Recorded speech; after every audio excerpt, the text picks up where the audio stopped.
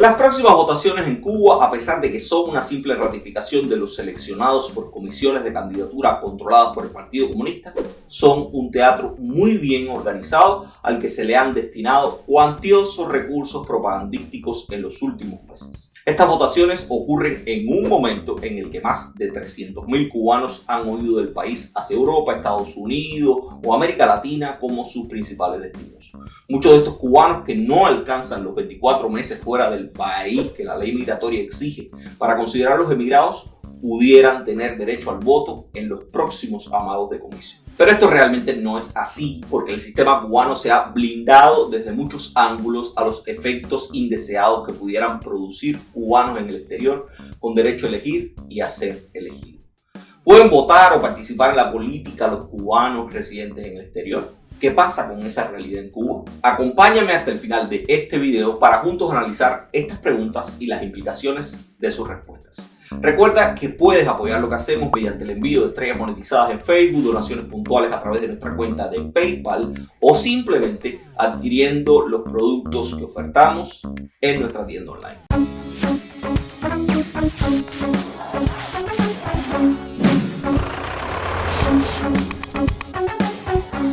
La posibilidad de que los emigrados voten en las elecciones de sus países de origen no es un fenómeno extendido en todo el mundo, pero sí de bastante alcance. Al menos 132 estados del planeta permiten con más o menos limitaciones que sus ciudadanos residentes en el exterior voten en sus ejercicios electorales. Las formas de hacerlo y los requisitos varían de un país a otro. Por ejemplo, en Alemania, los emigrados dejan de ser automáticamente incluidos en el registro electoral y para votar deben presentar una solicitud formal a su municipio de residencia antes de cada elección. Y solo pueden votar por correo si su solicitud es aceptada. Por otra parte, los suizos, para poder votar en el extranjero, solo necesitan estar inscritos en la representación diplomática suiza en su país de acogida y figurar en el censo electoral de su último municipio de residencia en el país. Otros países como Canadá han dado pasos recientes para permitir el voto de su migración de forma irrestricta y en América Latina 15 países permiten que sus ciudadanos residentes en el exterior participen en sus procesos electorales. Pero, ¿qué pasa con Cuba?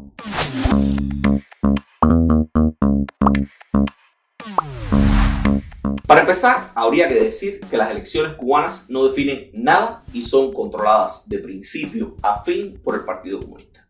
Por ende, muchos ahora mismo pudieran considerar mis cuestionamientos como algo completamente inútil. ¿Para qué los cubanos en el exterior queríamos votar en la Cuba de hoy? ¿Qué sentido realmente tiene eso? Las preguntas son válidas, pero el análisis de la posibilidad del voto en el exterior de la comunidad cubana, más que intentar reconocer un sistema electoral inoperante, lo que pretenden es señalar las contradicciones en el discurso de un régimen que dice querer acercarse a su emigración, pero que la entiende exclusivamente como fuente de divisas. En los últimos años el régimen cubano ha pasado de desconocer y rechazar públicamente a la emigración a mostrar su interés en acercarse y profundizar los lazos con los cubanos residentes en el exterior. El régimen ha pasado del no los queremos, no los necesitamos de Fidel Castro a convertir el fomento, fortalecimiento, diversificación de los vínculos con los cubanos residentes en el exterior en uno de los objetivos públicamente declarados de su política migratoria. Un segundo objetivo de la política migratoria cubana es fomentar, fortalecer, diversificar los vínculos con los cubanos residentes en el exterior, que también ha tenido etapas. Sin embargo, ese fomento, fortalecimiento y diversificación parecen ser selectivos y limitados a los recursos económicos de la emigración. Recursos económicos que también en algún momento han sido menospreciados cuando el poder cubano lo ha entendido. Para tiempo después, ante la incapacidad del propio régimen de captar las sumas de dinero que dicen necesitar para reflotar la economía del país, pues la diáspora cubana ha sido elevada e invitada a poner la plata en las manos de las mismas personas que previamente la despreciaron. Nosotros llevamos tiempo insistiendo en que está abierta la inversión extranjera también para las empresas norteamericanas y para los cubanos americanos. Y ahora lo importante es encontrar los caminos y las modalidades de negocio por las cuales podamos ir avanzando en ese sentido. Pero más allá de estos vaivenes, la emigración cubana ha sido vista siempre por el régimen cubano como una alcancía de la que puede tirar. Pensando en eso es que diseñan políticas domésticas que no solo buscan meterse en los bolsillos de los emigrados, sino que lo hacen utilizando la vida de sus familiares rehenes en Cuba.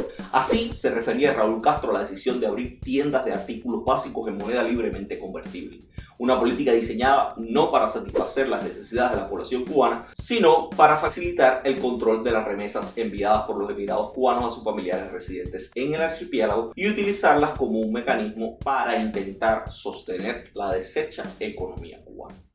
Se ampliaron las ventas en moneda libremente convertible hacia otros productos, incluyendo los alimentos, con el objetivo de incentivar las remesas que los ciudadanos cubanos en el exterior realizan a sus familiares en el territorio nacional. A pesar de la visión utilitaria de la emigración cubana, el régimen del Partido Comunista ni tan siquiera reconoce públicamente el aporte que a diario hace la comunidad cubana mediante sus remesas. No entiende necesario reportar el volumen de remesas que recibe todos los años de la comunidad emigrada y mucho menos qué papel juega ese dinero en el PIB cubano, como sí lo hacen otros países. Por ejemplo, México reportó en 2022 que recibió más de $5.000 millones en concepto de remesas. Colombia, por su parte, reportó haber recibido en igual periodo más de $9.000 millones y reconoció sin complejos el aporte de esa suma en la dinamización de su economía. El Banco de la República publicó el informe de remesas que llegaron a Colombia en el año 2022. El dinero enviado fue de $9.429 millones, un crecimiento por encima del 9%. Estados Unidos y España son las naciones que colocan más dinero al territorio colombiano. Además, ambos estados reconocen también derechos políticos a sus ciudadanos residentes en el exterior, los mismos que contribuyen con su dinero a la economía del país y al sostenimiento de sus familiares. Colombia no solo permite que sus ciudadanos en el exterior voten, sino que tiene contemplada una circunscripción electoral internacional en la que se elige un representante a la Cámara de Representantes de ese país, un parlamentario que representa en el órgano legislativo del país los intereses de los ciudadanos colombianos emigrados. Por su parte, grupos de mexicanos residentes en el exterior han aprovechado el impulso de una reforma electoral del partido gobernante Morena para pedir que en la misma les sea reconocida participación en el Congreso. Exigen ser reconocidos como el Estado 33 de la Unión de Estados Unidos Mexicanos y que se le asignen 15 representantes a la Cámara y 3 senadores. Pero en contraposición de lo que sucede en Colombia y en México, los emigrados cubanos también aportan una considerable suma de recursos, pero no son reconocidos. De acuerdo con los reportes de Havana Consulting Group, un grupo de análisis económico que tiene su sede en el sur de la Florida y está liderado por el economista cubano Emilio Morales, en 2019 los envíos de dinero desde el exterior a Cuba sumaron unos $3.700 millones. A esa cifra habría que sumarle además un volumen similar en mercancías como cajas de alimentos no perecederos y equipos electrodomésticos provenientes sobre todo de Estados Unidos. Según esa organización, en 2021, el año en que inició la pandemia de COVID-19, el monto cayó a unos $1.000 millones. Pero incluso ese monto estimado sirve para identificar el papel que juegan las remesas en la economía cubana a pesar de no ser reconocido por las autoridades. A finales de 2022, el ministro de Economía aseguró, como tantas otras veces, que el 2023 sería un año mejor. Para lograrlo, dijo que la economía cubana tenía que captar más divisas. Y voilà. ¿Saben cuál es el número mágico que manejó Gil para hacer que los cubanos tuviéramos un 2023 mejor? $1.000 millones. El mismo volumen de dinero que envió la emigración cubana a Cuba en uno de los peores años de la historia reciente del mundo. Alcanzar exportaciones, o sea, exportaciones divisas, como mínimo, y la palabra como mínimo, bueno, la he dicho otras veces ya, por $9.755 millones. Representaría un incremento de 1.037 millones con respecto a lo que estamos estimando en el 2022. Mínimo necesitamos el año que viene 1.000 millones más que este año para poder respaldar lo que estamos proyectando hacer el próximo año. Pero a pesar de estos aportes evidentes, el propagandizado interés del régimen cubano de profundizar, fomentar y fortalecer los lazos con su emigración no ha alcanzado el reconocimiento de su papel en la economía cubana y mucho menos al reconocimiento de derechos políticos negados también a toda la población del archipiélago. Por el contrario, el poder cubano lo que ha hecho es, primero, vulnerar los escasos derechos políticos nominales que tenía reconocida la emigración y después de haberlos pisoteado olímpicamente, terminó eliminando definitivamente cualquier vestigio legal que los reconociera.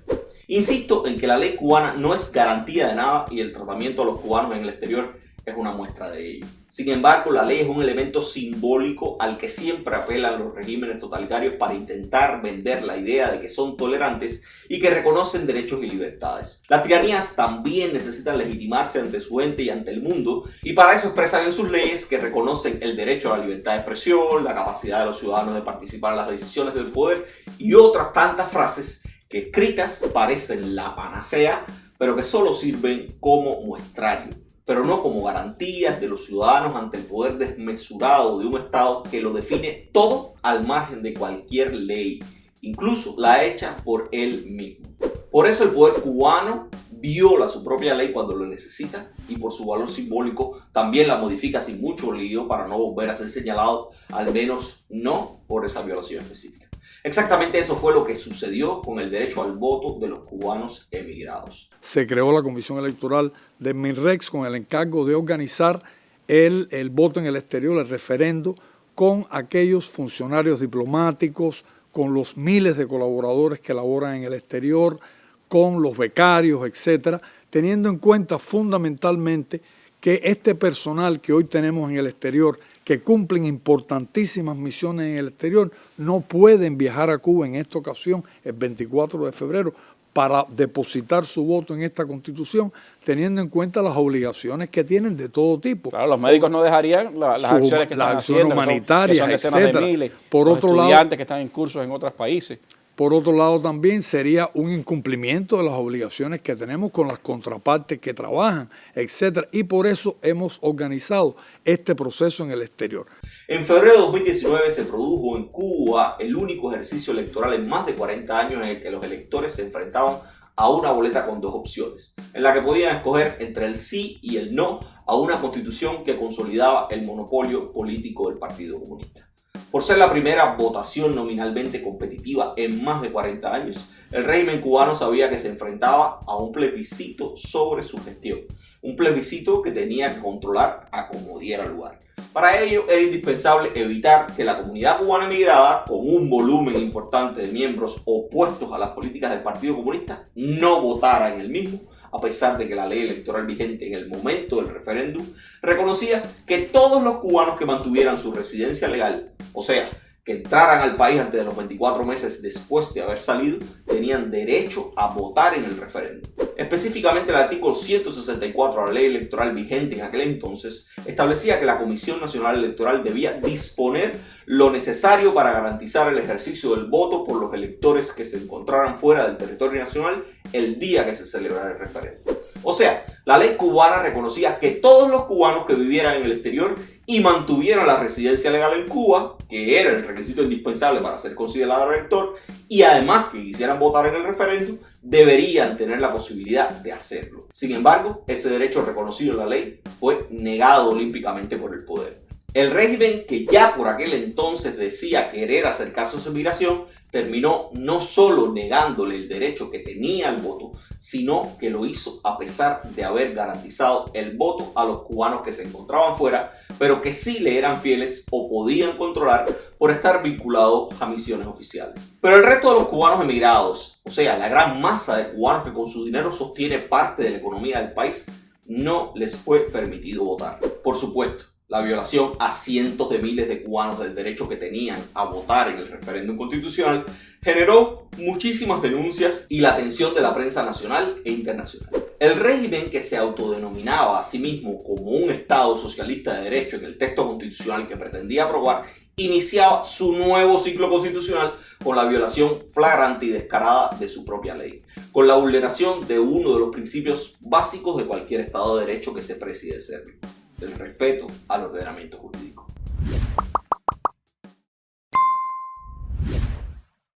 Por eso, para evitar futuros señalamientos, el régimen dio un salto hacia adelante y en la nueva ley electoral aprobada unos meses después del referéndum, lejos de acercarse a la emigración y aumentar sus posibilidades de participar en la vida política del país, terminó eliminando cualquier vestigio jurídico que pudiera ser utilizado para que la comunidad de cubanos emigrados exigiera normativamente su derecho a votar en referéndum o plebiscitos. Después de 2019, el derecho a votar dejó de estar definido por el mantenimiento de la residencia legal y desde entonces se condiciona a lo establecido en un concepto nuevo, la residencia efectiva, un concepto que permite que solo pueden votar quienes vivan o hayan dado muestras de residir física y de forma permanente en el archipiélago desde 2 años antes del proceso electoral. Hablamos de una residencia efectiva, que la ley electoral tampoco va a resolver, porque la ley electoral no es la que va a definir cuál es el espacio de tiempo que necesita una persona para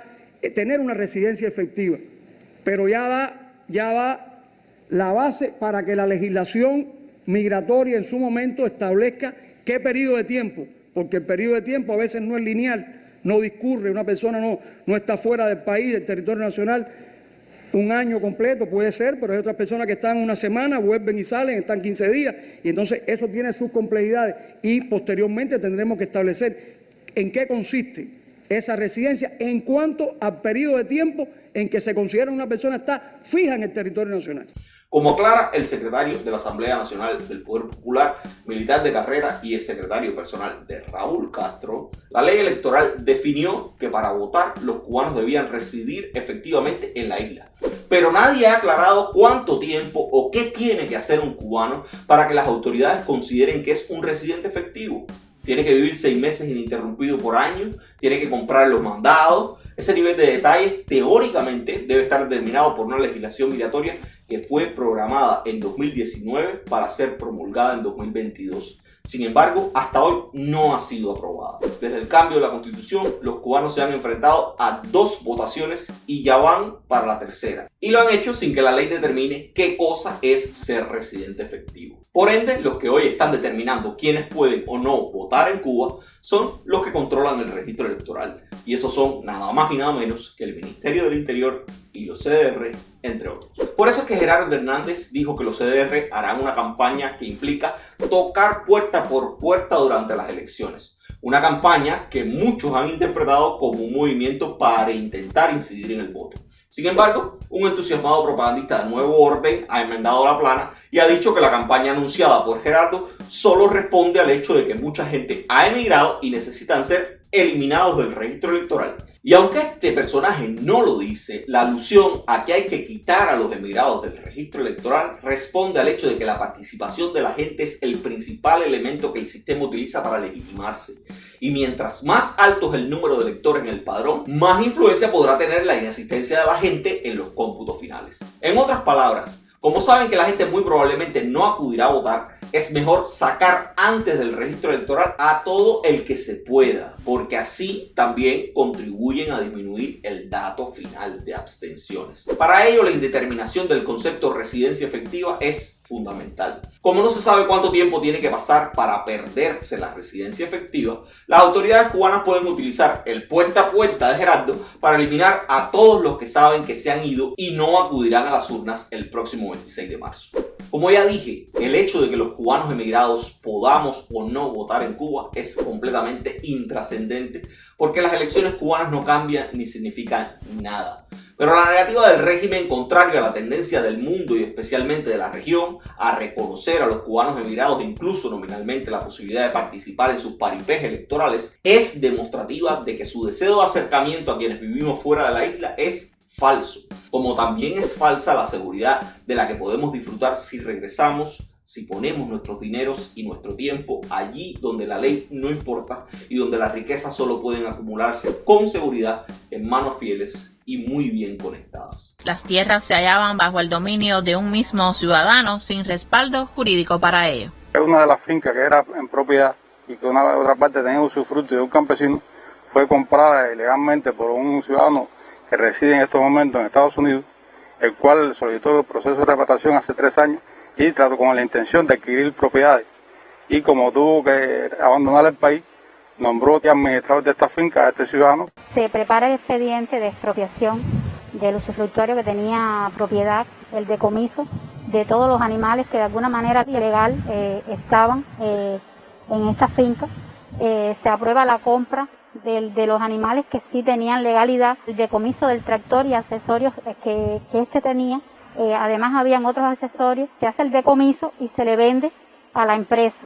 Para el régimen cubano los ciudadanos somos fichas y especialmente los emigrados somos solo dólares. Si te gusta lo que viste y lo crees útil, compártelo y recuerda además que puedes apoyar nuestro trabajo mediante el envío de estrellas a través de Facebook, de donaciones puntuales a través de PayPal o comprando los productos online que ofrecemos en nuestra tienda. Nosotros seguiremos por aquí tratando de poner contexto y desmontando la realidad que se quiere construir desde la propaganda. Nos vemos en la próxima entrega. Chao.